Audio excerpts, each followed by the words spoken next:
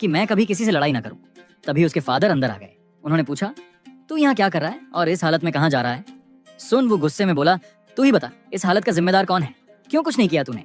एक boxing champion होते हुए तू ह्यूज डेट में कैसे फंस गया?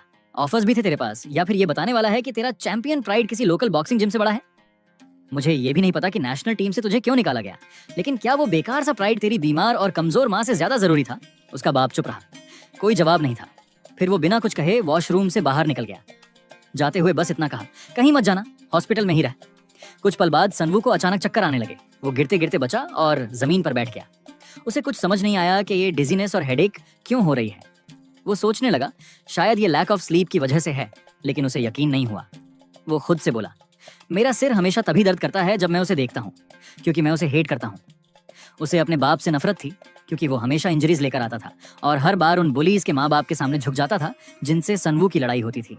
सनवू को अपने बाप पर भरोसा करना भी नहीं था। वो नहीं मानना चाहता था कि उसके बाप ने एवरीथिंग ही नीडेड टू डू किया है, लेकिन खुद भी ऐसा फील कर रहा था जैसे किसी गड्ढे में डूब रहा है। क्योंकि एक हाई स्कूलर होने के नाते जो डीप सी फिशिंग बोट पर भी नहीं जा सकता, उसके लिए लाइफ बदलना इम्पॉसिबल लग रहा था। डेली एक्सपेंसेस निकालना भी मुश्किल हो रहा था।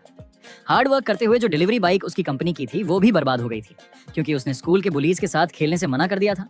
उन बुलीज की वजह से उसके ऊपर बाप का डेट और बढ़ता गया और माँ को छोड़कर वो घर से भाग भी नहीं सकता था। उसकी लाइफ पूरी तरह से पिट में थी। पर अचानक उसे होश आया। वो हॉस्पिटल बेड पर था। सिर में तेज दर्द हो रहा था। उसे कुछ याद नहीं था कि उसे किसी और रूम में कब शिफ्ट किया गया। उसने अपना फोन निकाला ये चेक करने के लिए कि कब से सो रहा है, लेकिन मूड एकदम जीरो हो गया जब उसने अपने बाप का टेक्स्ट देखा। उसने मैसेज खोला। टेक्स्ट में लिखा था, अब वक्त आ गया है कि मैं तुझे सब कुछ बता दूं, आज रात। सनवू शॉक्ड रह गया। अब क्या छुपा रखा है इसने? फिर उसने सोचा माँ को चेक कर लूं। उसने बाप को कॉल किया और पूछा, मॉम कैसी हैं? लेकिन जवाब में उसके बाप ने कहा, घर मत आना, वहां कुछ गैंगस्टर्स छिपे हुए हैं, बहुत डेंजरस है।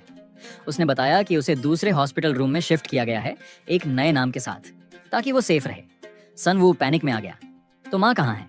उसके बाप ने कहा, पुलिस स्टेशन के पास के एक मोटल में छिपी हुई है, वो सेफ है और मैं ज्यादा देर बात नहीं कर सकता, फिलहाल कहीं मत जाना। फोन कट गया।